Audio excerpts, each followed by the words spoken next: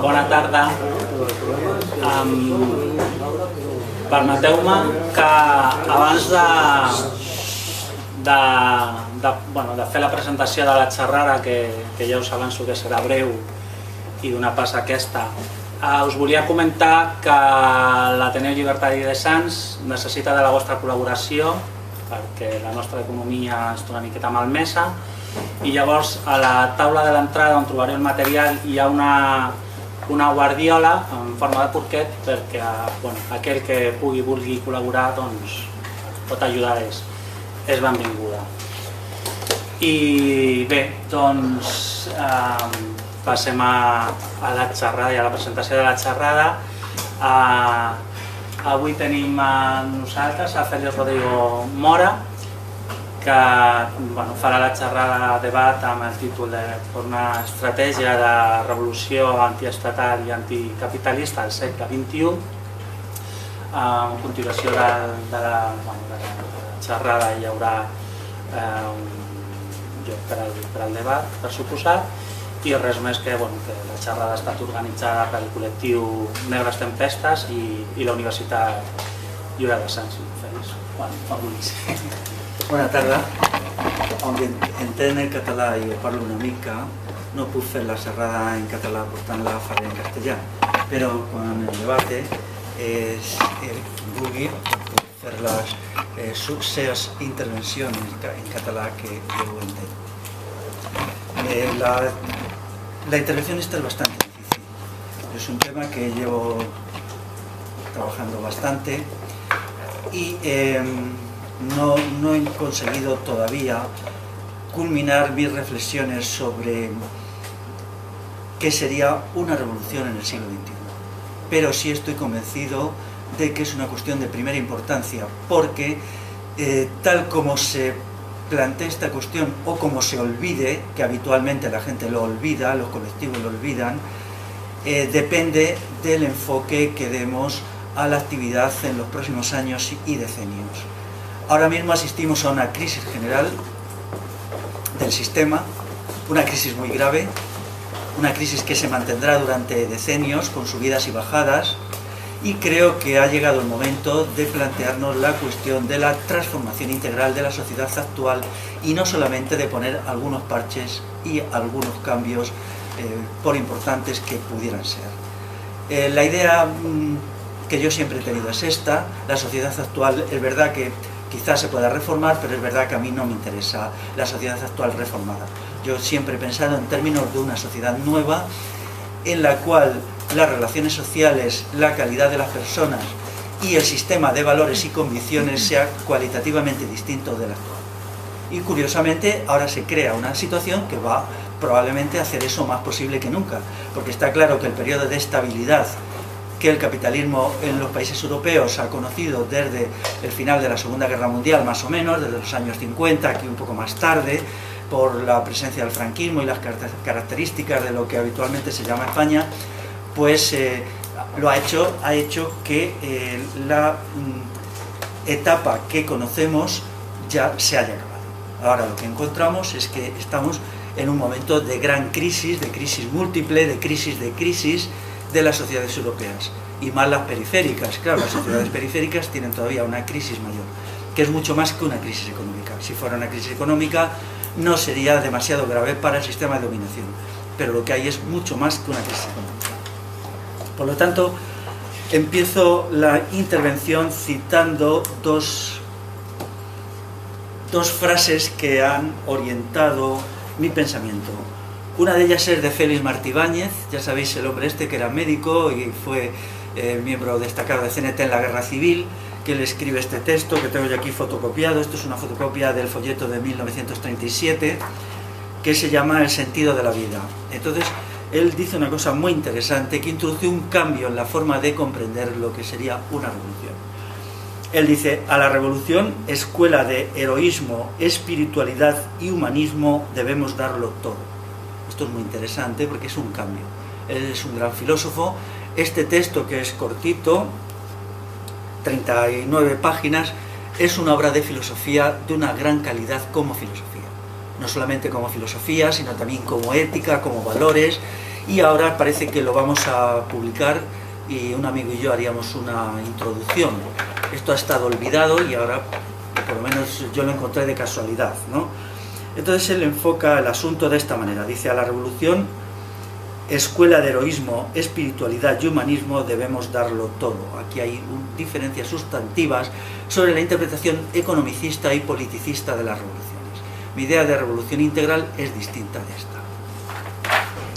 Y luego pues he elegido a un pensador del siglo V para orientar intelectualmente esta reflexión. Se llamaba Celestino y él dijo una cosa muy interesante, ¿no?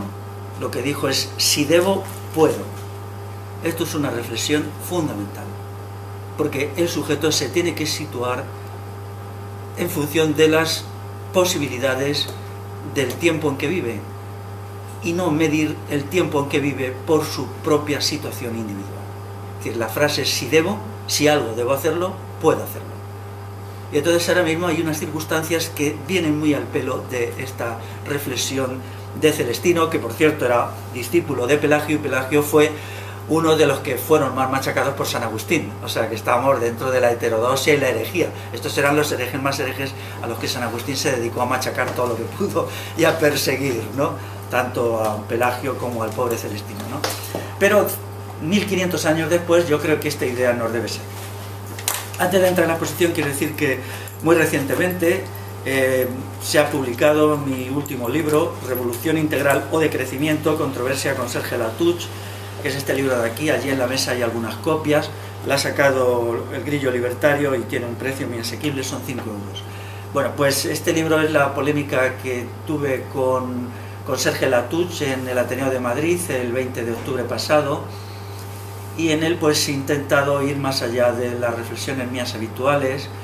Quizás sea un texto de transición entre lo que yo hacía hace 2 años y lo que quiero hacer dentro de un año, ¿no? Y es también una forma de hacer ver que el decrecimiento, que es una concepción que ha tenido mucha influencia, ya sabéis que hay grupos decrecentistas bastante importantes, no aquí, pero también en lo que es el Estado francés, pues el decrecimiento es una ideología de los tiempos de bienestar. Eso está muy claro cuando lo lees, pues es la creencia de que la sociedad capitalista estatal en que hemos vivido y vivimos no va a ser cambiada, no puede ser cambiada, y se trata de buscar alguna forma hábil de introducir algunos cambios así pequeños y tal, de forma indolora y facilita. Y bueno, pues a mí me parece además que el decrecimiento mide el grado de infantilización de las sociedades europeas. Ya sabéis que Serge Latouche es francés. El grado de infantilización, la infantilización se define por la decisión de tenerlo todo sin poner nada, ¿no? Que además es la quintesencia de la ideología del capitalismo. Todo capitalista sueña, ¿no?, con conseguir una explotación total de sus trabajadores sin aportarles nada, ¿no? Desgraciadamente para él tiene que pagar algo para que se mantengan, ¿no?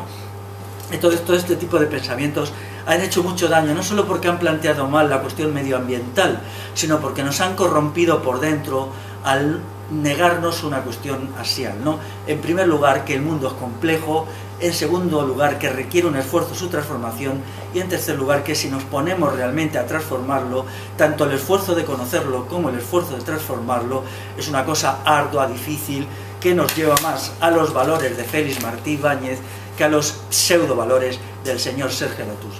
¿Cuáles eran los valores de Martí Ibáñez? Pues bueno, lo voy a leer otra vez, ¿no? Heroísmo, espiritualidad y humanismo, y darlo todo, ¿no? Hay que entender que esto está escrito en la guerra civil, en un momento en que la guerra se presentaba como favorable a las fuerzas antifascistas, puesto que esto se hace más o menos cuando la derrota del fascismo en Guadalajara. Hay que situar esto en ese contexto específico, ¿no? Entonces el texto pues tiene un entusiasmo que luego quizás se perdió ya, ¿no? En ese momento todavía se pensaba que podía haber una salida victoriosa y revolucionaria al mismo tiempo a lo que había sido todo lo anterior, ¿no? Pero bueno, luego eso pues ya solo unos meses después eso empezó a difuminarse. Pero es muy interesante el enfoque. Yo os animo a que estudiéis cosas. Es curioso que la Generalitat Valenciana, no sé por qué, ha publicado textos de Martí Ibáñez, pero no, este no lo ha publicado. Ha publicado textos menores que a mí me merecen poco respeto, ¿no? Porque bueno, él era médico y hizo unas cosas que hoy están bastante desfasadas, ¿no? Pero este texto no lo ha publicado, entonces queremos publicarlo y que se lea. Hay que tener una buena preparación de filosofía, pero también es una ocasión para quien no esté muy ducho en filosofía que lo estudie. Bueno, la intervención mía se dividirá en dos partes, o quizá tres. La primera es las consideraciones sobre la idea de revolución, ¿no? En primer lugar, estas consideraciones generales se basan en recuperar la idea de revolución. ¿Por qué? Porque las condiciones en Europa están cambiando. Europa ahora mismo es la comunidad de pueblos en condiciones más difíciles. Eso lo vemos, ¿no? Mientras la crisis económica no está afectando casi nada al tercer mundo y a otras potencias, como puede ser China, que ya son potencias, Europa, sin embargo, se está quebrando. Durante 500 años Europa ha sido el centro y la guía del mundo. Eso prácticamente ya está dejando de darse, y eso va a significar una reestructuración general de las sociedades europeas que va mucho más allá de la crisis económica. Por lo tanto, podemos decir que se abre un periodo al menos de inestabilidad, de conflicto, de diversos tipos, ¿no? Puesto que toda la idea de Europa se montó sobre el imperialismo, ¿no? Entonces ahora ya cuando hay potencias imperialistas que empiezan a ser más potentes que Europa, China, la India, incluso Brasil, pues entonces esto va a introducir cambios muy importantes que van más allá de lo económico. También en la idea de lo que es Europa, de los pueblos europeos, de las diversas comunidades humanas. Es decir, estamos en el inicio de cambios muy importantes. Entonces esto se puede vivir de dos maneras: con un criterio puramente reformista, de salir a la calle a implorar de rodillas que mantengan el estado de bienestar y que nos den unas cuantas migajas, o decir, bien, si estamos en este momento histórico que es excepcional, después de 500 años, vamos a ver de qué manera podemos, desde el pueblo, desde las clases trabajadoras, crear una idea de Europa revolucionaria sin Estado y sin capitalismo, puesto que en este momento Europa quizá es el punto débil.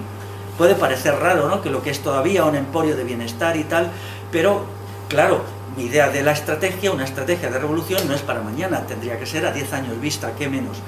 Una estrategia en fase, la primera fase, tal como yo la tengo pensada, sería a 10 años vista. Entonces, en estas convulsiones, al menos deberíamos intentarlo y ser conscientes de cuál es el camino que vamos a seguir. Es decir, aquí hay una división clara, una división entre los que viven el momento presente con las ideologías del pasado, estado de bienestar, lloriqueos correspondientes, queremos vivir bien, queremos seguir consumiendo, y los que, como eso nunca lo hemos valorado porque nos ha parecido pura basura y una vergüenza, ahora creemos que se están dando las condiciones para un cambio, y ese cambio debemos de pensarlo y planearlo desde hoy mismo.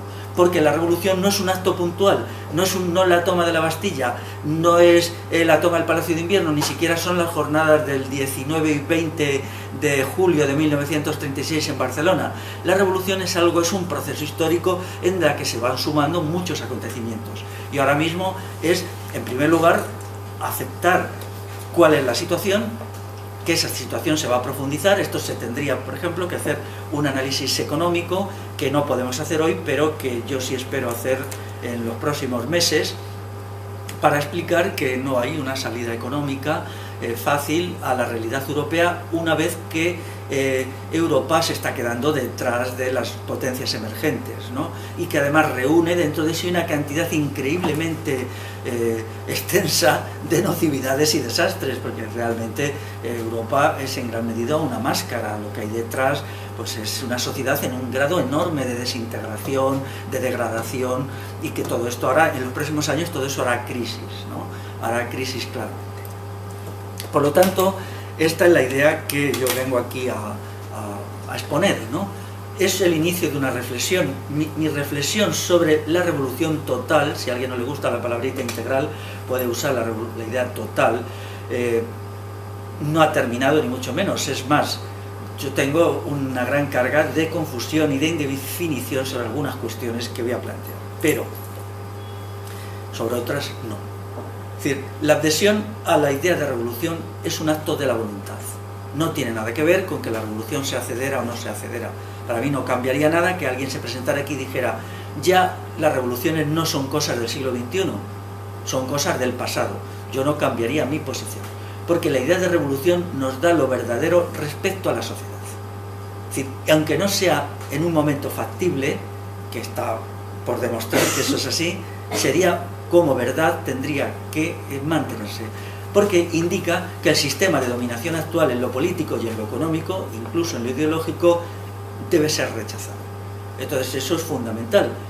Quedaría, si no fuera posible, como un imperativo categórico de tipo kantiano, es decir, algo que, aunque no es posible, sí es necesario. Es decir, rechazamos el sistema de dominación a través de la idea de revolución, aunque no sea posible de realizar en un momento. Para mí eso ya es mucho, pero quizá en el laberinto de la historia de los próximos 50 o 60 años puedan darse coyunturas en las que sí sea posible, ¿no? Puesto que la crisis económica actual es algo muy complicado, que va más allá de las cositas de sobreproducción y tal, ¿no? Entronca con algo muy profundo de las sociedades avanzadas. No sé, si yo dijera aquí que yo creo que el gran desarrollo tecnológico que ha conocido las sociedades europeas es una causa de crisis económica y no de bienestar, pues tal vez no se entienda esto, pero bueno, tengo mis argumentos para decirlo, ¿no? Tengo mis argumentos y hay muchos más factores, sobre todo la espantosa degradación del sujeto que ha conocido Europa en los últimos 50 años, una degradación planificada en las alturas por el Estado y el capitalismo para eliminar al antagonista, es decir, se elimina al antagonista degradando al sujeto. Bien, pero eso tiene unas repercusiones económicas. Es decir, este ser dócil, asombrosamente degradado y envilecido, quizá no sea muy bueno como productor, quizá no sea eficaz produciendo. Todas esas cuestiones están en el fondo de la crisis económica. La crisis económica va más allá, ¿no? Los intereses económicos y políticos de las élites del poder quizá no vayan siempre en consonancia. Esto ya, bueno, el gran debate que se hizo sobre el esclavismo, ¿no? El esclavismo, hay una corriente que dice el esclavismo puede ser muy bueno como sistema de dominación, pero económicamente no funciona porque el esclavo es improductivo. Bueno, pues eso no es verdad así exactamente, pero ahí se planteaba una dicotomía entre lo político y lo económico que ahora habría que recuperar. Por lo tanto, sea como fuere, nos encontramos en un momento de inicio, ya no tan inicio, ya podemos llevar quizá 2 años en que nuestras sociedades están entrando en ebullición. Primero una ebullición pequeña, pero luego irán a más. Gente que hasta ahora ha vivido absolutamente narcotizada por las estupideces de los aparatos de propaganda, pues empieza a darse cuenta que hay contradicciones muy profundas y empieza a despertar. Voy a decir 2 cosas. Por ejemplo, a la gente se le dijo, una sociedad tecnológica es tan maravillosa que nunca puede entrar en crisis. Pues séte aquí que esta sociedad es tecnológica y ha entrado en crisis. Y hay casi 6 millones de parados en lo que la Constitución española llama España. Nos dijeron también, una sociedad en donde los menores de 40 años, la mitad, tengan un título académico, está más allá de toda posibilidad de crisis y de retroceso. Hete aquí que eso ya ha sucedido, más o menos.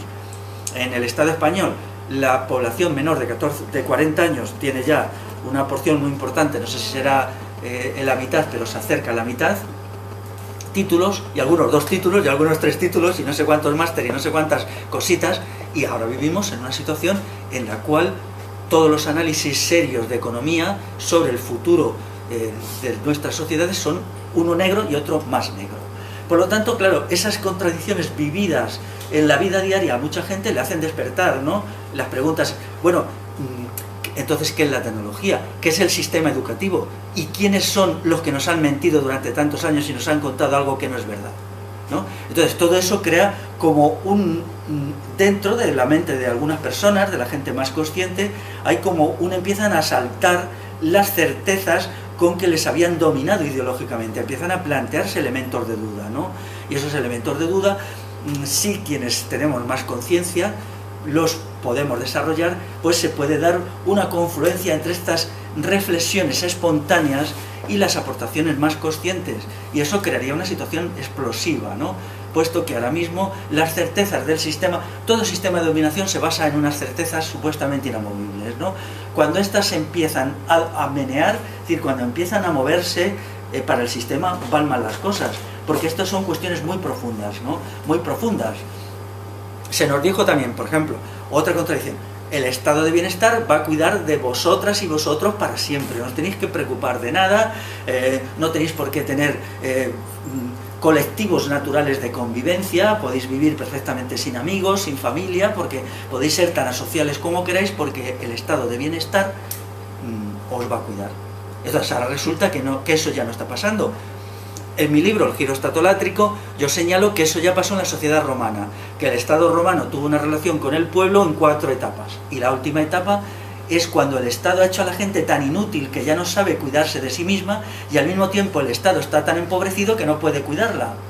Por lo tanto, ya ni sabe la gente cuidarse de sí misma porque ha olvidado los procedimientos de ayuda mutua que de forma natural se dan entre los seres humanos, y ya el Estado no puede. Entonces, ¿qué sucede? Que a la gente se la tira a la cuneta, ¿no? Tanto a la gente mayor como a los enfermos se les va dejando tirados. Es curioso que yo eso lo escribí hace 2 años cuando todavía no se estaba dando, ahora se está dando. O sea, mi estudio de las 4 etapas que atraviesa el pueblo y el Estado en su relación, en las sociedades con Estado me refiero, se ha dado mucho antes de lo que yo pensaba y de una forma mucho más clara, ¿no? Ahora cuando se dice, pues ya estamos cerrando hospitales. Bueno, primero se nos dijo que teníamos que despreocuparnos de nuestra salud completamente, que tenía que ser función de los médicos y tal.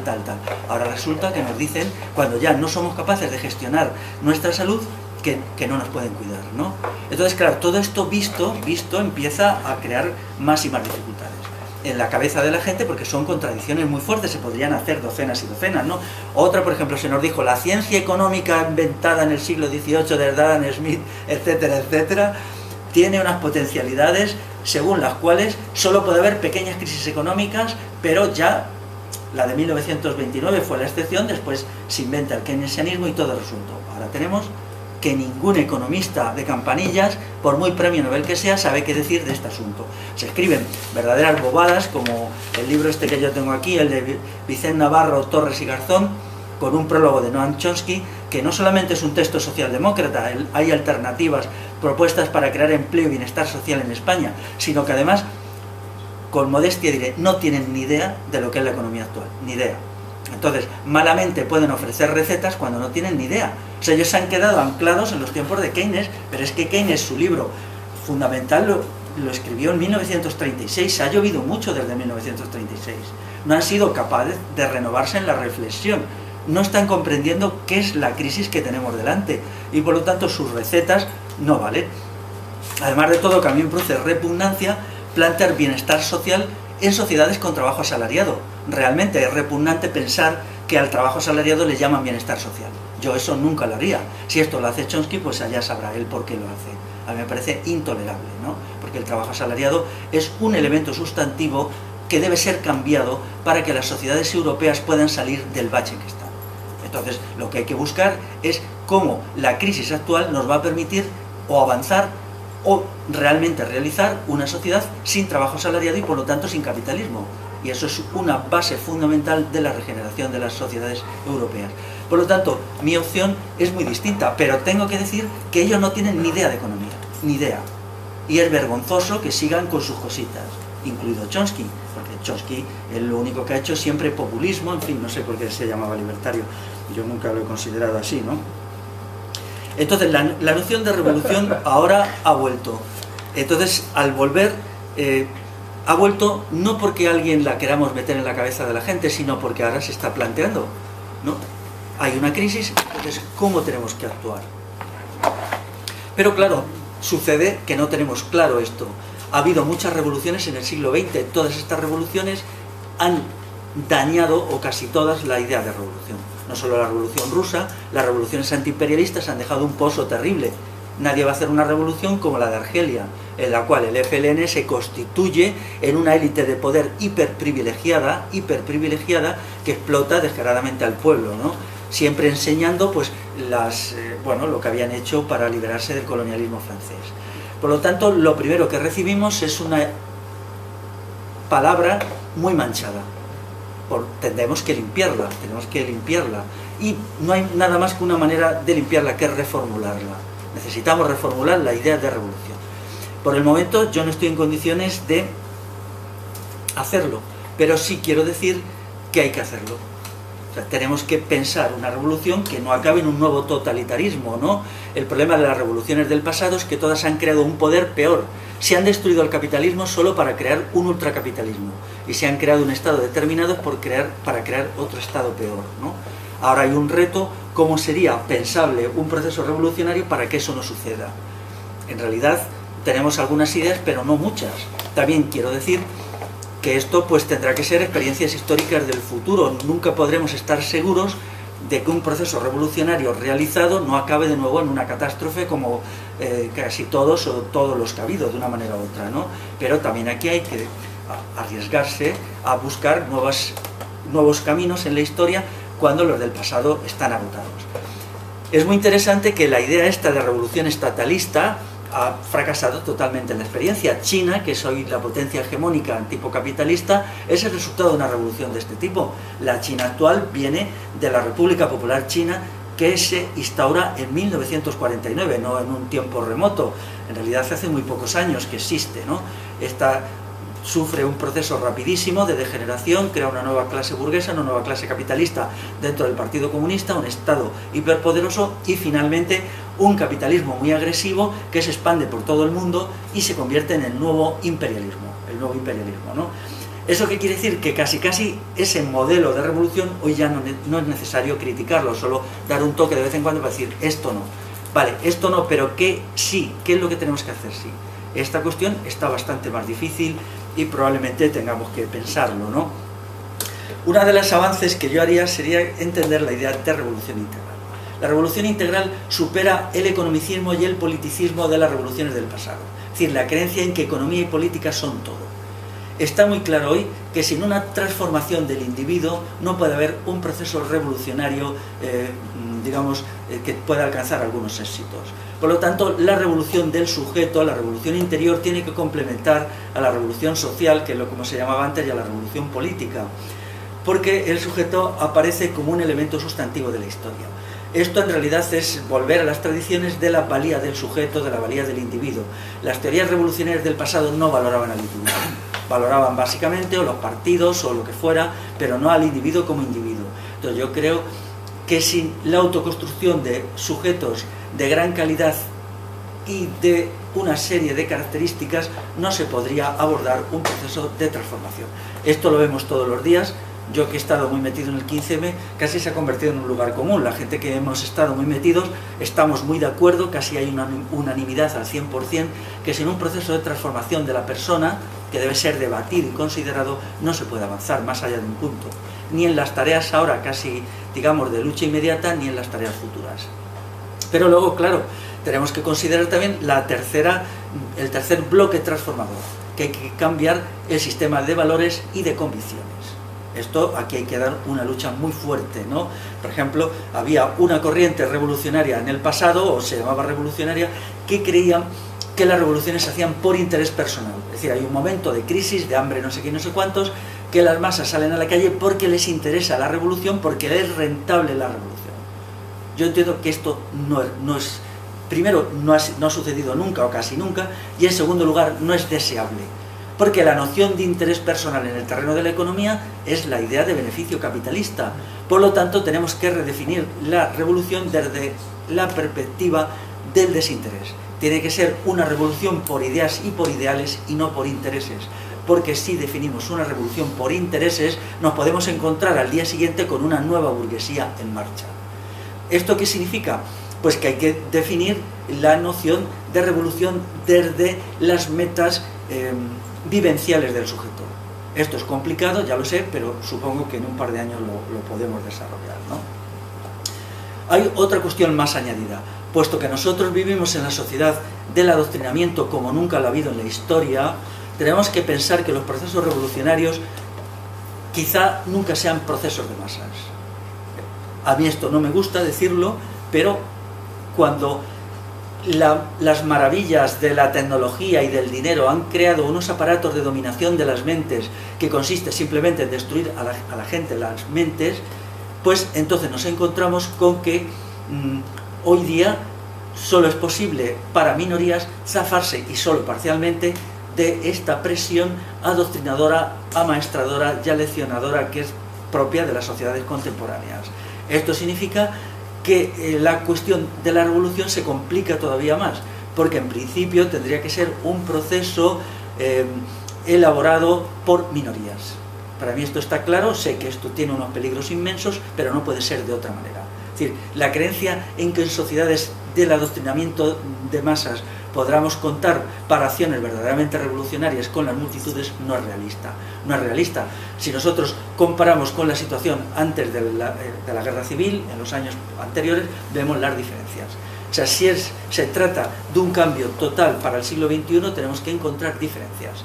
¿Cuáles son las diferencias? Pues lo voy a decir. Había dos fundamentales. Primero, los aparatos de control mental de las multitudes eran muchísimo más débiles entonces que ahora. O sea, eso es así. Había la prensa, y había los inicios de la radio, y había la escuela, y había la iglesia, ¿no? Pero ahora eso sigue existiendo y encima podemos añadir muchos más aparatos. Esos aparatos han logrado una destrucción del sujeto como no se ha dado nunca en la historia. O sea, esa destrucción es colosal. Y realmente, cuando yo planteo eso de la creación de seres nada en alguno de mis libros, es la verdad. Cuando todo el mundo es respetable y debemos respetar a todas las personas, pero también tenemos que comprender que se ha creado un tipo de sujeto que ya le faltan algunas de las características propias del humano. Por ejemplo, la capacidad reflexiva está laminada.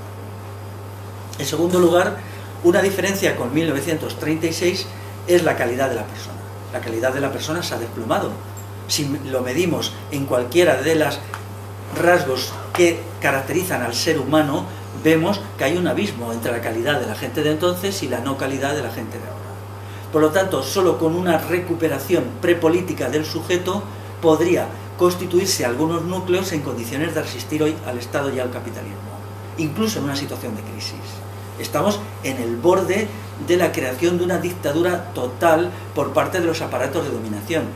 Quizá ellos ya lo han conseguido incluso, es decir, cuando el sujeto se destruye completamente y no queda nada del humano, entonces ellos pueden crear seres subhumanos que puedan ser funcionales en el terreno de la producción. Esto, bueno, en los últimos 20 años eso se ha buscado con toda claridad, ¿no? Podríamos hablar mucho de esto, yo lo llevo mucho tiempo estudiando, ¿no? Sin embargo, esto no sucedía. No sucedía en 1936, por tanto ahora estamos en condiciones distintas. Si queremos plantearnos la idea de un cambio total y una sociedad sin Estado y sin capitalismo en el siglo XXI, tenemos que ver las particularidades de nuestro tiempo. No podemos simplemente repetir nociones que podían ser valiosas hace 80 años, pero hoy no lo son. Porque, ¿qué ha sucedido mientras tanto? El Estado ha seguido creciendo y el Estado ha logrado éxitos descomunales. En los últimos 30 años los Estados han logrado éxitos descomunales, para nuestra desgracia, de tal manera que a la gente de pensamiento revolucionario nos han logrado arrinconar. Eso está muy claro. Estamos arrinconados totalmente, somos una pequeña minoría a la defensiva, no tenemos un proyecto, los proyectos que tenemos, si los tenemos, son antiguos, no responden a la sociedad actual, no son eficaces en la sociedad actual y simplemente tenemos una lucha desesperada por sobrevivir, es decir, por no ya desintegrarnos del todo y volver a dejar todo compromiso político y social, incluso cultural, y marchar a casa. Esto es la realidad de lo que hemos vivido en los últimos 15 años. Ahora se nos presentan algunas oportunidades, es verdad, pero tenemos que ver, ahora va a ser la prueba de fuego en los próximos decenios, si realmente la destrucción del sujeto que ha llevado adelante el Estado y el capitalismo ha sido tanta que ya sería irreversible un proceso revolucionario, quiero decir, no irreversible, si sería imposible o no es así, o todavía se puede revertir lo que yo llamo la esencia concreta humana para, digamos, volver a recuperar lo humano de tal manera que eso nos permitiera librar algunas batallas con cierta eficacia contra el sistema de dominación. Por lo tanto, nos enfrentamos a una cuestión de una complejidad enorme. Para que lo entendáis mejor, voy a poner un ejemplo. Antes de la guerra civil, las formas asociativas naturales en que vivía la clase trabajadora le permitían mantener un alto grado de sociabilidad. Había los compañeros de trabajo, estaban los amigos, luego estaban los centros sociales que eran muy numerosos, había miles y miles, ¿no?, cuando se estudia, y había luego una sociabilidad que venía del mundo rural tradicional, que yo estudio. Mucha de la gente trabajadora en la época en realidad no eran nada más que gente que había nacido en aldeas y había venido a las urbes y seguían manteniendo toda la mentalidad de este mundo rural tradicional. Un caso bastante típico es Durruti, ¿no? Aunque en León es uno de los grandes espacios del colectivismo, ¿no? Y de los sistemas asamblearios concejiles. León es quizá de los sitios donde eso se mantenía con más pureza en la época. Pero hoy eso ya no pasa. Hoy la sociabilidad está en un momento mínimo. En realidad vivimos en una sociedad de seres asociales, ¿no? Hoy la sociedad no está estructurada horizontalmente, está estructurada verticalmente. Es el Estado y la empresa la que la estructura de arriba abajo. Y las formas de sociabilidad natural están en agonía o ya perdidas. Por lo tanto, como la revolución es una tarea colectiva, si no recuperamos hasta cierto punto la sociabilidad natural, no podemos avanzar en el proceso de transformación que tiene que ser colectivo. Esto lo vemos constantemente. Cuantísimos proyectos de tipo colectivo se pierden por los conflictos internos, por los follones que se montan, etcétera, etcétera, ¿no? Por lo tanto, nosotros estamos en desventaja. Lo que para la gente que hizo la guerra civil la sociabilidad era fácil porque vivían en una sociedad sociable y para ellos era algo natural, para nosotros ya no lo es. Dicho de otra manera, tenemos que aprender a ser sociables si queremos ser revolucionarios. Esto es una cuestión muy compleja, de ahí que yo utilice la frasecita construcción prepolítica del sujeto. Claro, en realidad se puede explicar muy fácilmente los mecanismos por los cuales se ha destruido la sociabilidad, ¿no? Recientemente, incluso en Estados Unidos, para explicar esto se ha escrito un libro que tiene un título muy curioso, ¿no? Y que es un libro de sociología completamente apolítica, que es el famoso libro de Solos en la bolera. Es un sociólogo listo que ha visto, dice, antes la gente en Estados Unidos iba a la bolera con los amigos, con la familia, se iba en grupos, se iba como nosotros, ¿no? Dice, ahora sin embargo, aquí la gente viene a las boleras a jugar a los bolos solos. O sea, vienen como individuos asociales, atomizados y tal. Claro, ese individuo asocial y atomizado no es enemigo para el Estado ni para el capitalismo, puesto que todos sabemos que aunque la acción individual en ciertos momentos puede ser muy importante, en definitiva lo que cuenta la acción colectiva, ¿no? Primero, para el cambio revolucionario y segundo, para el mantenimiento de la nueva sociedad. Por lo tanto, estas cuestiones tienen que ser pensadas. Es decir, hay un grado de complejidad del proceso de cambio que no lo había solo hace 70 años. Y podía seguir poniendo más ejemplos. Por ejemplo, ¿qué ha sucedido con la introducción de un sector importante de la juventud en la universidad? Que el pensamiento creador se ha colapsado. La universidad es un sistema de repetición mecánica. Repite, repite, repite lo que dicen los profesores. Antes, cuando la gente no iba a la universidad, tenía una capacidad de pensamiento creativo mucho mayor que hoy, porque en las conversaciones, a partir de la experiencia, con la gente de la familia, con la gente de la vecindad, ¿no? Qué gran pérdida ha sido para la revolución las relaciones de vecindad. ¿Cuánto se ha hecho, se ha resistido al sistema a partir de las relaciones de vecindad, de los vecinos, que eran como de la familia y tal? Eso ya no existe. Hoy, generalmente, la gente vive en un bloque de pisos y no conoce al de abajo, o no tiene confianza con él, si le conoce, ¿no? Entonces, ha habido un retroceso tan enorme de lo que es las capacidades del pueblo para autocambiarse, que ahora tenemos que recuperar artificialmente lo que ha desaparecido cuando antes existía de manera natural. Claro, esto llevado al extremo nos lleva a una reflexión. ¿Realmente hoy es posible la revolución? Esto hay que plantearlo. Quizás ya no sea posible, quizás no lo sea. Ya, quizá la humanidad haya llegado a un grado tal de desintegración y degradación que ya no sea reversible ese proceso, y lo que esperan pues son siglos y milenios de unas élites hiperpoderosas que dominan completamente a unas masas o multitudes que hayan perdido una parte sustantiva de sus cualidades como seres humanos y que ni siquiera son capaces de plantearse las nociones fundamentales de libertad, bien moral, verdad, autogobierno. Quizás sea así. A mi entender, no creo que eso pueda ser solucionable en un análisis. Habrá que ver la experiencia histórica que dice, pero hay muchos factores que inclinan hacia lo negativo.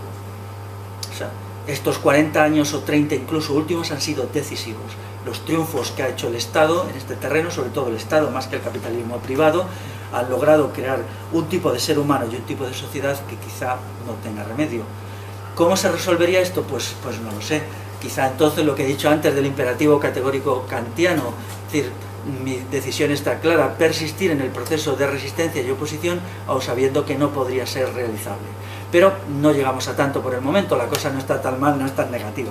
Por el momento pensamos que quizás sea realizable, ¿no? Quizás sí, pero bueno, solo yo, si tenéis tiempo alguna vez, hacer una lectura comparativa de cómo son hoy las cosas y cómo eran, por ejemplo, en los años anteriores a la Guerra Civil. Una sociología fácil, ¿no? Es decir, cómo era la gente, cómo eran las relaciones entre las personas, porque, claro, hay un hecho que en realidad no tiene una explicación clara. ¿Por qué se resiste al golpe militar? No, a lo mejor no se tenía que haber resistido, se había resistido de una forma simplemente, pues una huelga general, tal. Sin embargo, se le resiste con una contraofensiva revolucionaria, ¿no? Es el golpe del aparato militar, se le resiste, ¿no? Para que esta decisión se tomara, que no se tomó en ninguna asamblea ni en nada, fue una decisión tomada en muchos sectores, ¿no? No todos puros y santos, algunos, ahí había mucho más de fondo negativo, ¿no? Pero detrás de eso había factores sociológicos, históricos y políticos, convivenciales, culturales, que hicieron posible esa respuesta. Sin embargo, hoy una parte de esos factores no existen. Si alguno de la gente que está aquí habéis seguido mi estudio del caso Espartaco, que está en mi blog, es una reflexión muy amarga, pero realmente creo que hay que leerla ahora. No solamente leerla, sino reflexionarla, ¿no? Porque desde siempre el caso Espartaco ha sido vivido de una manera, por mucha gente, bastante lela, ¿no? Que es decir, bueno, Espartaco perdió y ya está, pero luchó. No. Ese no es el análisis. El análisis es por qué perdió. ¿Por qué perdió aquella gente? Si ellos hubieran ganado, el curso del mundo había cambiado, porque habían destruido el Estado romano y todo aquello habría cambiado. Puesto que en realidad todas las cosas malas que nosotros tenemos provienen del derecho romano y del Estado romano, ¿no? El derecho burgués en economía no es más que derecho romano de propiedad privada. La idea del Estado esta que ahora nos aplasta es una cosa que inventa Roma y que luego se reproduce a través del derecho romano, ¿no? Nosotros somos víctimas de aquel fracaso tanto como lo pudo ser Espartaco y su gente, ¿no? Por lo tanto hay que hacer un análisis profundo para comprender por qué pasó. ¿Con qué fin? Con el fin de conseguir que en el futuro los procesos revolucionarios eviten los errores sustantivos que entonces se dieron, que además se repiten monótonamente. Yo os pongo ahí otra rebelión de esclavos, que es la rebelión de Haití en 1804, me parece, que repite los mismos patrones que Espartaco. Y si se estudia la guerra civil, también sucede. La guerra civil está estudiada de una manera demasiado ideologizada. Yo no me quiero meter en ese berenjenal porque levantaré muchas ampollas y luego la gente me dirá cositas feas, ¿no? Pero realmente si pasamos de lo que es la superestructura o quizá la corteza de la guerra civil a lo profundo de lo que pasó, encontramos que muchas de las constantes de la historia que hacen imposible las revoluciones se dieron también en la guerra civil, ¿no? Pero tenemos que descender al nivel quizá más primario, más sociológico. Por lo tanto, pues la revolución tiene que ser reflexionada desde el siglo XXI, pero también de las experiencias del pasado. Yo empleo una expresión que a mucha gente la deja atónita: revolución de la Alta Edad Media hispana. ¿Qué quiere decir eso? ¿Qué quiere decir eso de la revolución de la Alta Edad Media hispana? Pues no se sabe muy bien, ¿no? Y casi yo prefiero ni explicarlo para que no me caiga un chorro de críticas. Pero os diré algunas cosas interesantes. Esa revolución de la Alta Edad Media hispana es la primera vez en la historia, desde lo conocemos, que acaba con la esclavitud. Acaba con la esclavitud. Eso es muy importante. Ahí tenéis la Carta Puebla de Cardona, que no está muy lejos de aquí, que lo explica. O sea que cuando tengáis tiempo, del siglo IX, leed la Carta Puebla de Cardona. La revolución de la Alta Edad Media crea lo que es Cataluña. Antes no existía Cataluña, la crea una comunidad humana nueva, crea Castilla. Yo soy castellano. Castilla, por primera vez aparece la palabra Castilla en un documento del año 800, es decir, del siglo IX. Bueno, a lo mejor si es del año 800 sería todavía del siglo VIII. Bueno, da igual, ¿no? Entonces ahí se forman unas realidades nuevas de un significado descomunal, que se crea también a través de la degeneración del latín, las lenguas de origen latino, ¿no? Hay un gran cambio, se producen cambios, aparece una sociedad que se basa básicamente en los bienes comunales, no solamente la tierra, eso quitadlos de la cabeza, también todos los elementos artesanales y toda la maquinaria de la época, molinos, etcétera, etcétera, ¿no? Entonces, hasta ahora, sobre todo eso, se ha lanzado una oleada de desprecio. Se nos ha dicho, eso es la edad oscura, la Alta Edad Media horripilante. No sé, bueno, quizás sí, pero ahí se crean realidades muy nuevas, se crea la institución del Concejo Abierto como forma de gobierno. Las primeras referencias al Concejo Abierto son del siglo X, pero existía antes. En el siglo IX seguro que existía. ¿Cómo se crea eso? En realidad no lo sabemos bien, Pero si combinamos toda una serie de estudios del pasado, Espartaco, la revolución de la Alta Edad Media, la situación actual, los procesos revolucionarios del siglo XX, entonces estamos avanzando más a la comprensión de lo que tendría que ser una revolución, ¿no? Porque lo necesitamos, ¿no?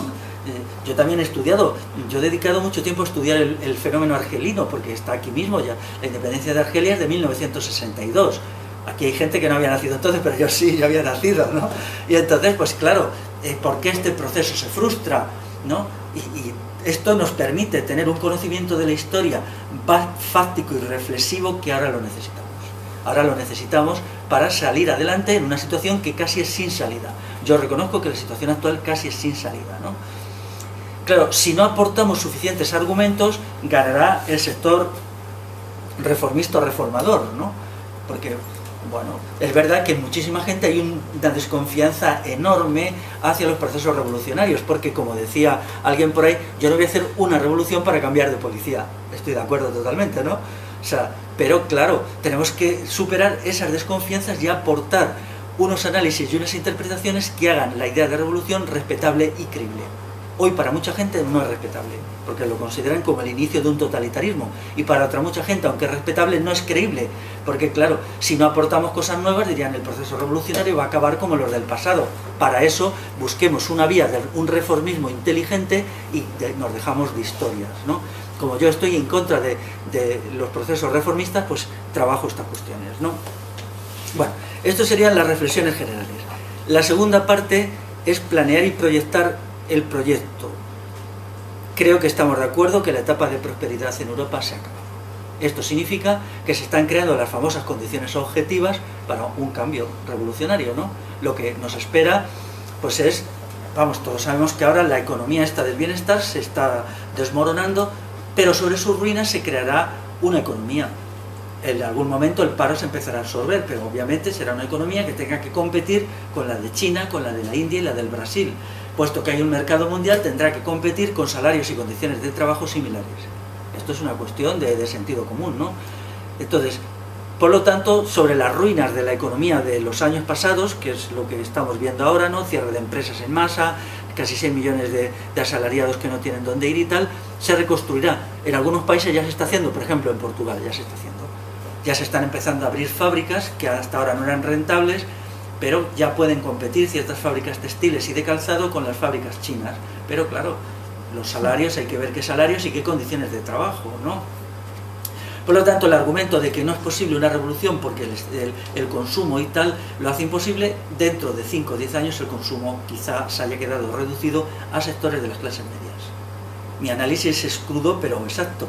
En aproximadamente 4 o 5 años, el nivel de vida real, medido en términos reales, del asalariado medio en lo que llamamos Estado español, se reducirá entre 1/3 y la mitad.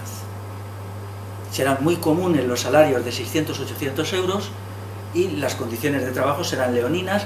Volveríamos a una especie de acumulación originaria primitiva del capitalismo, ¿no? El capitalismo de consumo se tendría que convertir en un capitalismo del ahorro. Bueno, no insisto más en esto. ¿Cuál es la causa de fondo? La causa de fondo es que Europa no puede competir con las potencias emergentes en lo económico, no puede competir con China ni con la India. En realidad esto estaba anunciado. Hay 2 acontecimientos históricos para mí que lo anuncian claramente. Lo que pasa es que aquí no se ha querido ver porque hemos vivido un periodo de transición. El primero de ellos ha sido la fundación de la República Popular China en 1949. Ya sabéis que el Partido Comunista dirige una guerra popular muy exitosa y ellos fundan la República Popular China. La fundan contra Estados Unidos. Estados Unidos es derrotado, el Kuomintang de Chiang Kai-shek es vencido y arrasado, se tiene que refugiar en la islita esta, ¿no? Entonces, ¿eso qué significa? Que después de 500 años, por primera vez casi, un país oriental había vencido a Occidente, porque en realidad Chiang Kai-shek solo era una especie de lacayo de Estados Unidos, ¿no? Luego después esto se reafirma cuando en la batalla de Dien Bien Phu en 1954 el cuerpo expedicionario francés, bien abastecido de armamento y equipo por Estados Unidos, es derrotado limpiamente por el ejército nacionalista del Viet Minh famoso, vietnamitas. Viet Minh significa vietnamitas patriotas, solamente significa eso, ¿no? Pero si se estudia en detalle la batalla, que es muy complicada, os animo a que leáis cosas sobre el arte de la guerra, creo que ahora es muy importante, se ve perfectamente que en esa batalla ya está anunciado que Europa no tiene futuro. O sea, el Viet Minh, dirigido por el famoso Ho Chi Minh, derrota al cuerpo expedicionario de una forma limpia, clara, rotunda, basándose en un dominio mejor de la estrategia, de la táctica, del armamento moderno y de todo.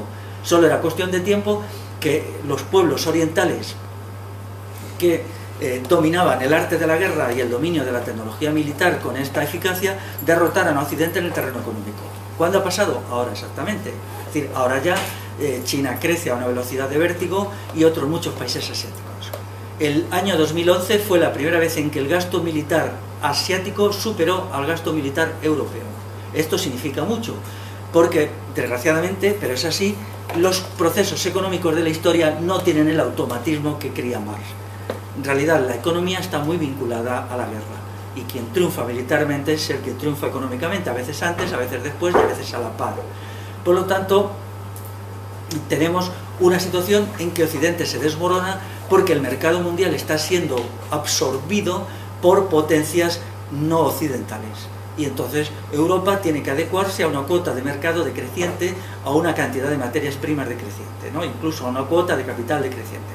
El imperialismo islámico en auge está acumulando una gran cantidad de dinero. Ya veis aquí lo del Barça, que está por... Esto es una empresa de inversiones, ¿no? La que ha comprado el Barça, creo, de Dubái, pero detrás de eso hay unas empresas de inversión que tienen una capacidad financiera descomunal, porque la han conseguido por el dinero que les llega del petróleo.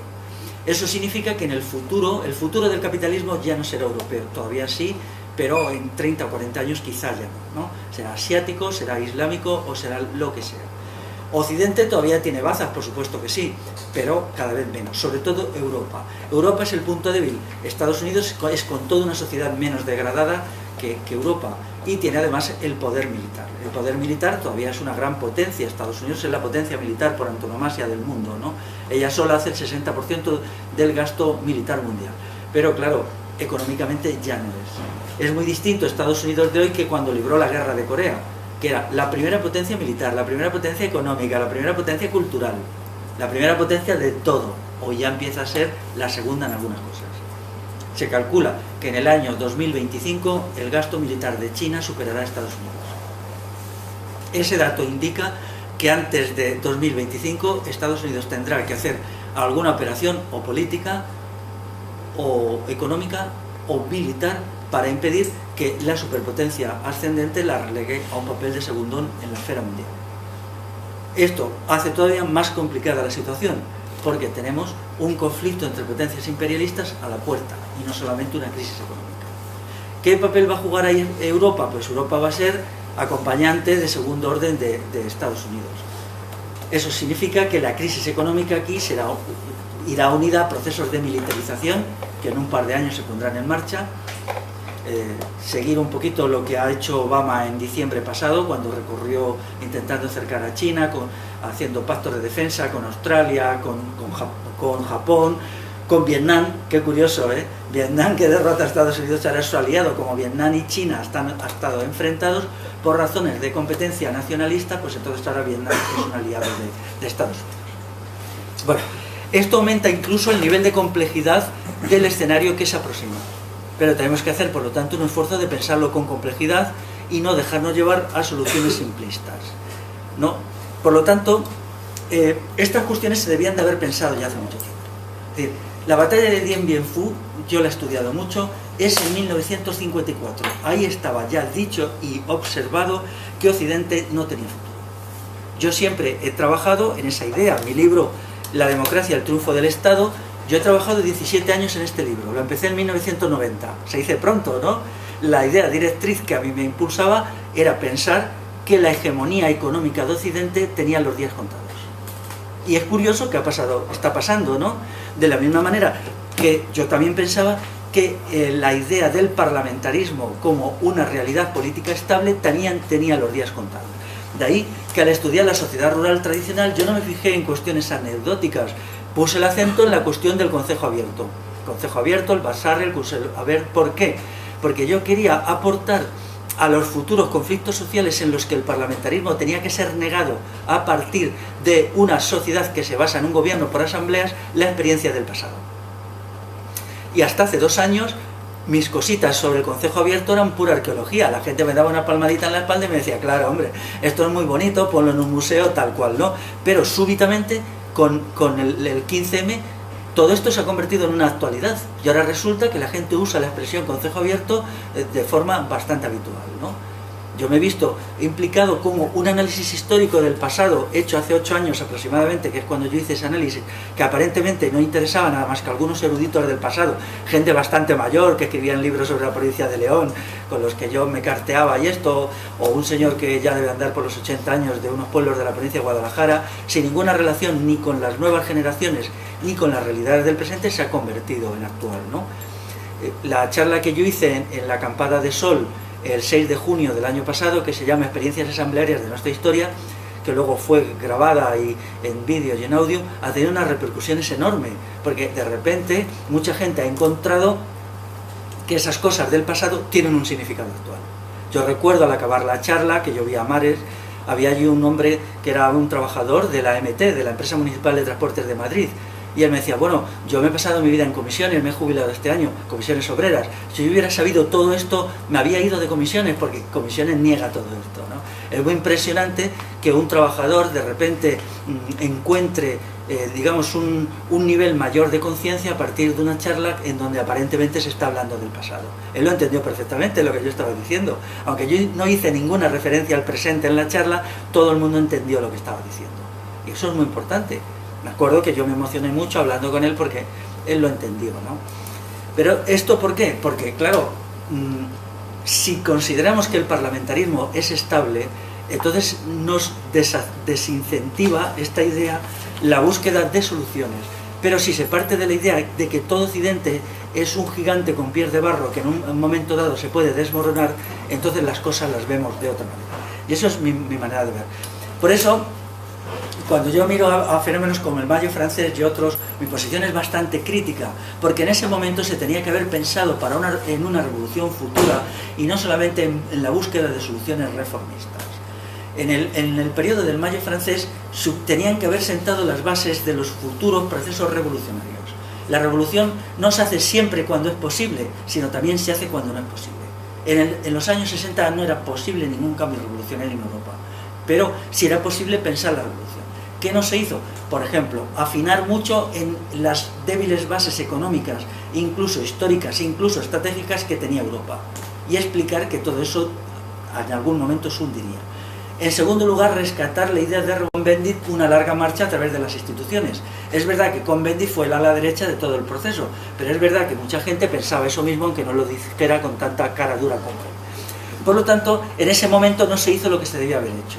Ahora nos podría suceder igual, ¿no? Espero que no.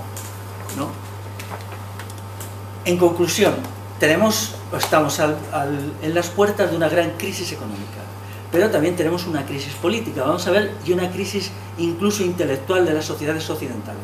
Esto es muy importante entenderlo. ¿En qué se manifiesta la crisis política? Creo que está claro. El parlamentarismo está en sus horas bajas. O sea, la gente hoy no admite el parlamentarismo como después de la muerte de Franco. O sea, hay un sector que lo rechazamos rotundamente. Alguien a la entrada me hablaba de una entrevista que me han hecho en una radio que se llama Burbuja, y allí, bueno, pues es un debate en que hace una semana yo hice en una radio, no sé muy bien qué es esa radio, ¿no?, en la que, bueno, pues con unos republicanos, con todo esto del proceso constituyente, a mí me fue muy fácil. No, yo no estoy por ningún proceso constituyente. Yo rechazaré todo sistema que no esté basado en el gobierno por asambleas. Y lo dije con gente, no había nadie que apoyara mis posiciones. Bueno, había allí que tampoco las apoyaba, no nos engañamos, de las 5 personas del debate. Y fue fácil decirlo, y entonces incluso creo que hubo un momento en que los parlamentaristas republicanos, los que defendían una república parlamentarista, hasta ellos mismos dudaron. Yo quise observar en un momento que se batían en retirada. Para mí me fue muy fácil decir, no hay ningún sistema parlamentario que realice la libertad política. Y esa cuestión hay que entenderla así, y la vamos a decir en la calle hasta que la entienda la gente y la realice. Y todas las demás historias, no contéis conmigo y no me interesa. Pero hay otra crisis más importante también para mí, que es la crisis de la izquierda. daros cuenta que la izquierda ha sido el instrumento político del que se ha valido el capitalismo para el control político e ideológico de las masas desde el final del franquismo. Cuando se pierde la guerra civil, es el franquismo, con toda su estructura, iglesia, falangismo y tal, lo que controla a la gente. Cuando esa estructura entra en quiebra, ellos se recuperan el izquierdismo a través del Partido Comunista.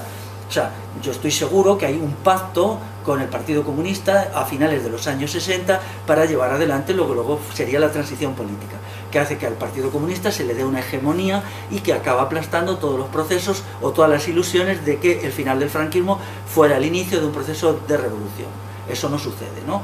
Entonces el Partido Comunista llega a tener una fuerza enorme. Recordar aquí el poder que tenía el PSUV, que en los años 80 era aplastante, controlaban todo, en algún momento llegaron a tener el 22% de los votos, creo aquí en Cataluña, el 23%, ¿no? Eso era terrible. Ahora, sin embargo, cuando vemos que ¿qué ha quedado de todo eso? Muy poquito, o casi nada. Todo su sistema de creencias se ha venido abajo. Les ha golpeado el fracaso de la Unión Soviética, lo que está haciendo China, el descrédito del marxismo y tal. Por lo tanto, ahora se dan condiciones bastante óptimas en el terreno de la ideología y de la política y de la economía incluso, porque ese muro de contención de pseudoideas se ha esfumado. ¿Qué es eso que quiere decir? Que si nosotros somos capaces de aportar estructuras de ideas sólidas y de ideales, podemos ganar. Porque no solamente están destruidas o semidestruidas las ilusiones izquierdistas. Por ejemplo, yo cuando era joven me desesperaba porque yo era marxista, pero nunca acepté el parlamentarismo. A mí el parlamentarismo siempre me ha parecido una broma pesada, ¿no? Entonces, cuando yo me negaba a admitir el parlamentarismo, pues te estrellabas contra un muro porque todo el mundo era parlamentarista. Éramos 3 o 4 los que nos lo negábamos desde el marxismo, ¿no? Los que decíamos que era intolerable, que era una vileza defender el parlamentarismo. Toda la gente estaba encantada con el parlamentarismo. Eso ya no pasa. Pero además, no solamente está en crisis la izquierda, sino también la intelectualidad izquierdista que tanta influencia ha tenido en la cabeza de la gente. Ya casi no quedan intelectuales izquierdistas. Y los que quedan son tan mayores que casi están extinguiéndose por biología. Pero además, el sistema de dominación no está formulando sistemas de ideas que verdaderamente cautiven a la gente. Ahora no hay ninguna idea cautivadora. Es decir, lo que existe es un estado socialmente depresivo, de pequeñas nociones, de ideas basura, de cositas que van muy poco. No tenemos los grandes pensadores. Daros cuenta la función que desempeñan todos estos pensadores, por ejemplo, cuando destruyen el proceso revolucionario en el Estado francés a partir de 1944, el papel que juega Jean-Paul Sartre. ¿No? Jean-Paul Sartre llega allí, él pone su libro sobre la mesa, era un tío reverenciado. Daros cuenta que algunos libros de Jean-Paul Sartre se vendían millones de copias. O sea, millones de copias. Entonces, Jean-Paul Sartre decía A y al día siguiente decían A 200 o 3.000 personas en Francia, ¿no? Entonces, hoy el sistema de dominación, en lo que llamamos Estado español, no tiene esta intelectualidad. Y esto es una oportunidad histórica. ¿Por qué? Porque las élites de poder están tan convencidas de su poder, están tan convencidas que han creado un aparato perfecto y que han destruido al pueblo y como individuos, que no se han molestado en crear estas élites que la necesitan para el control. Pero si nosotros fuéramos capaces de aquí a 5 años o a 10 de construir sistemas de convicciones y grandes ideales transformadores, podríamos ganarles por la mano la batalla de las ideas. Y quien gana la batalla de las ideas, gana la batalla sustantiva en la calle. Esto es decisivo. ¿Eso qué quiere decir? Que tendríamos que poner en cuestión y en cuarentena incluso la creencia de que un proceso revolucionario puede marchar adelante a partir de cuestiones pequeñas. No es así. Ahora mismo lo que está en cuestión es la totalidad de la vida humana tal como se ha vivido en los últimos 50 años. Y tenemos que aportar argumentos a la totalidad de la vida humana. Una totalidad finita, no digo a 100 problemas, pero sí por lo menos a 15 o 20. Porque todo esto es lo que se está desmoronando, ¿no? Tenemos que reflexionar y aportar ideas respecto a cómo vamos a crear una sociedad convivencial. Una sociedad convivencial es fundamental. Los procesos de autogestión económica y autogobierno por asambleas no son autómatas, no los hacen seres abstractos. Si los seres que van a hacer eso no son sociables y convivenciales, no se puede hacer. O sea, podría haber una economía autogestionada que solo fuera autogestionada verbalmente. Tiene que haber una convivencia y una relación en la cual la toma de decisiones colectivas en asamblea sea posible. O sea, en la asamblea es muy complicada. no es tan fácil. Yo esta mañana hablaba con un amigo aquí en Barcelona de la enorme complejidad de los procesos asamblearios y cómo hay que seguir profundizando en el análisis de la asamblea. Pero el análisis de la asamblea es el análisis del sujeto que acude a la asamblea. No puede haber asambleas capaces sin sujetos capaces. Entonces esto nos da una complejidad.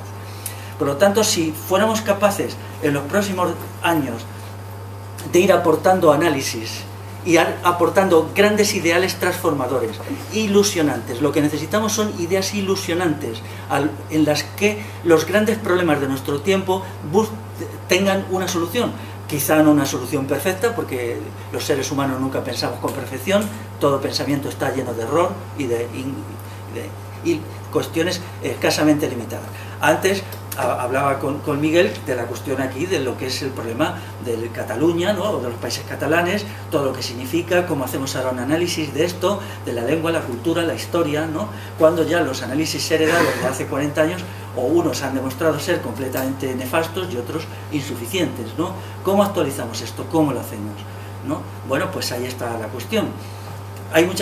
Nosotros ahora tenemos muchas más preguntas que respuestas, muchos más problemas por resolver que problemas resueltos. Pero claro, si ganamos la batalla de las ideas, hemos ganado la batalla principal de la revolución.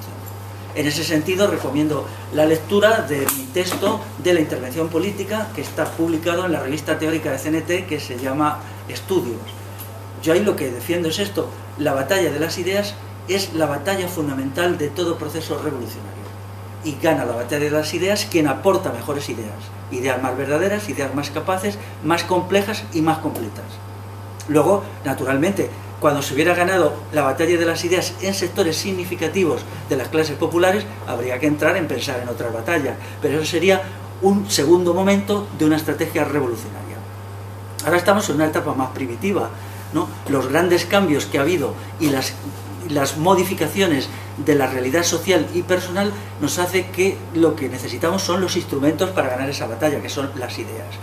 A mí, al menos, mi estrategia personal indica que durante un tiempo la elaboración de ideas, grandes ideas verdaderas e ilusionantes, pero sobre todo lo verdaderas que se pueda, que siempre es en parte, sería un primer momento, ¿no?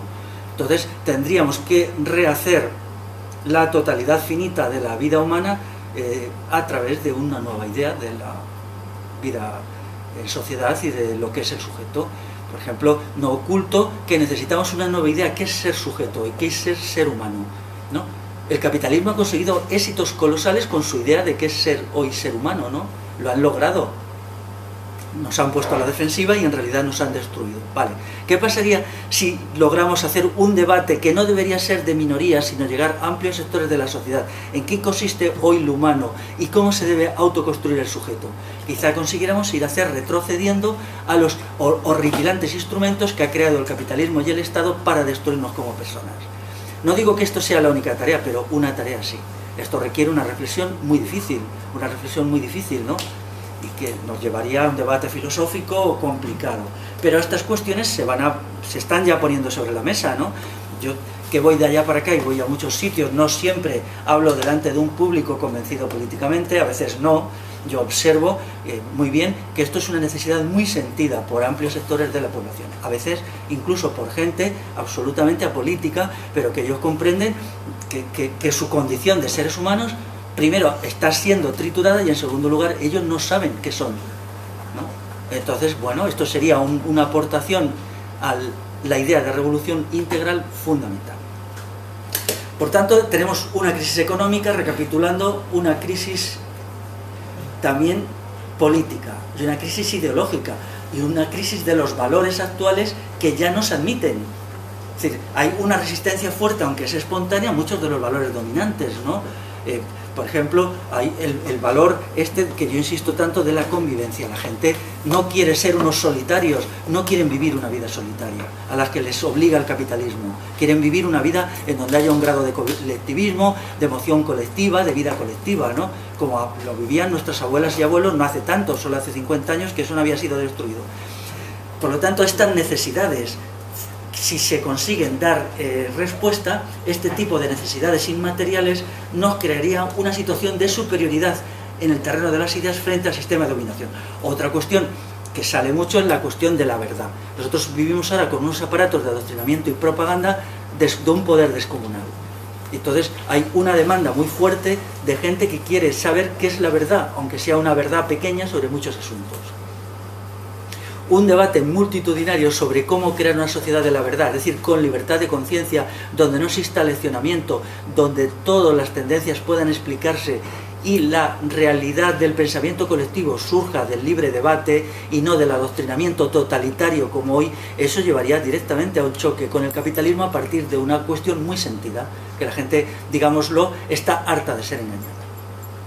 Entonces están emergiendo realidades nuevas que nos permitirán quizá operar.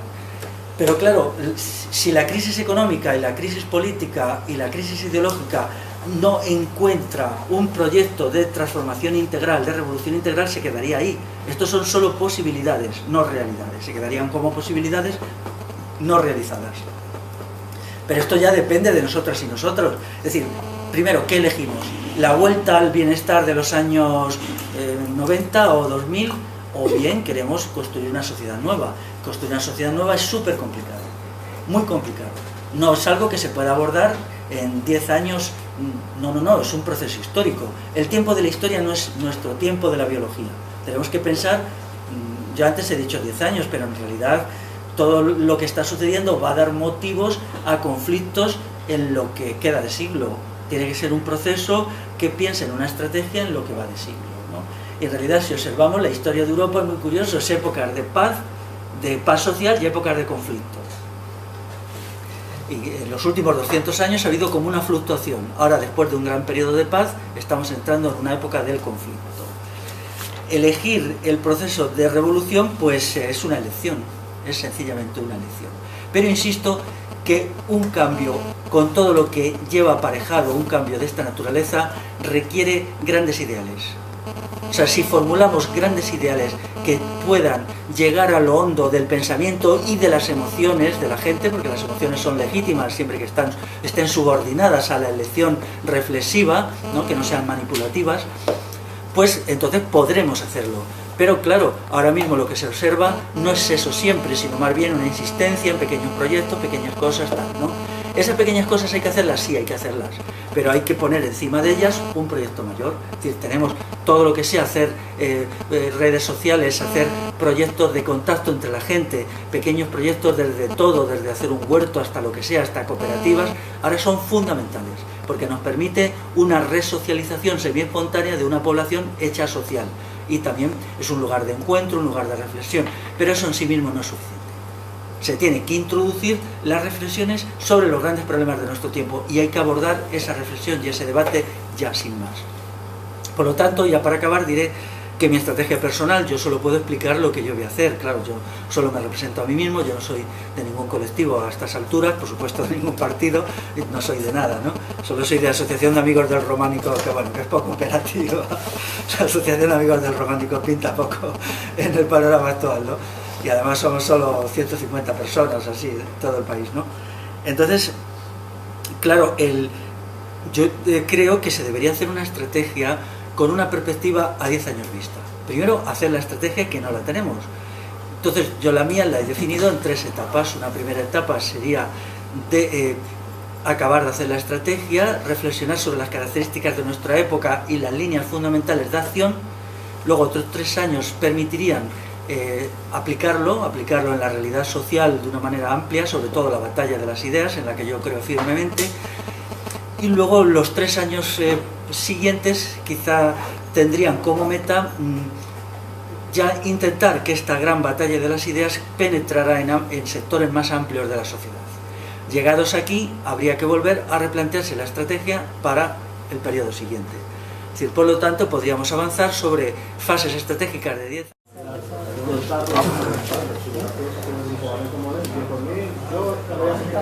Bona tarda. Permeteu-me que abans de fer la presentació de la xerrada, que ja us avanço que serà breu i d'una passa aquesta, us volia comentar que l'Ateneu Llibertari de Sants necessita de la vostra col·laboració perquè la nostra economia està una miqueta malmesa i llavors a la taula de l'entrada on trobaré el material hi ha una guardiola en forma de porquet perquè aquell que vulgui col·laborar doncs pot ajudar, és benvinguda. I bé, doncs passem a la xerrada i a la presentació de la xerrada. Avui tenim amb nosaltres a Félix Rodrigo Mora, que farà la xerrada de debat amb el títol de "Per una estratègia de revolució antiestatal i anticapitalista al segle XXI". A continuació de la xerrada hi haurà un lloc per al debat, per suposar, i res més que la xerrada ha estat organitzada pel col·lectiu Negres Tempestes i la Universitat Lliure de Sants. CNT en la Guerra Civil, que él escribe este texto que tengo yo aquí fotocopiado. Esto es una fotocopia del folleto de 1937 que se llama El sentido de la vida. Entonces, él dice una cosa muy interesante que introduce un cambio en la forma de comprender lo que sería una revolución. Él dice: a la revolución, escuela de heroísmo, espiritualidad y humanismo, debemos darlo todo. Esto es muy interesante porque es un cambio. Él es un gran filósofo. Este texto, que es cortito, 39 páginas, es una obra de filosofía de una gran calidad como filosofía. No solamente como filosofía, sino también como ética, como valores, y ahora parece que lo vamos a publicar y un amigo y yo haríamos una introducción. Esto ha estado olvidado y ahora, por lo menos yo lo encontré de casualidad, ¿no? Entonces él enfoca el asunto de esta manera. Dice: a la revolución, escuela de heroísmo, espiritualidad y humanismo, debemos darlo todo. Aquí hay diferencias sustantivas sobre la interpretación economicista y politicista de las revoluciones. Mi idea de revolución integral es distinta de esta. Y luego pues he elegido a un pensador del siglo V para orientar intelectualmente esta reflexión. Se llamaba Celestino y él dijo una cosa muy interesante, ¿no? Lo que dijo es: si debo, puedo. Bona tarda. Aunque entenc el català i ho parlo una mica, no puc fer la xerrada en català, per tant la faré en castellà.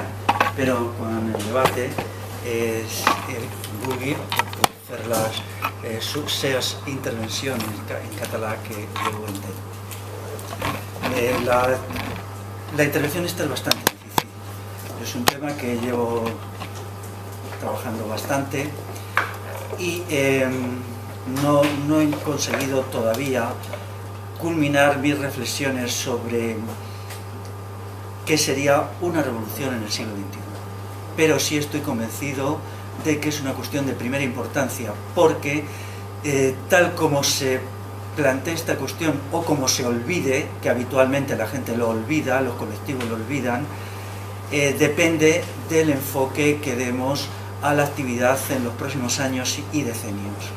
Ahora mismo asistimos a una crisis general del sistema, una crisis muy grave, una crisis que se mantendrá durante decenios con subidas y bajadas, y creo que ha llegado el momento de plantearnos la cuestión de la transformación integral de la sociedad actual y no solamente de poner algunos parches y algunos cambios por importantes que pudieran ser. La idea que yo siempre he tenido es esta: la sociedad.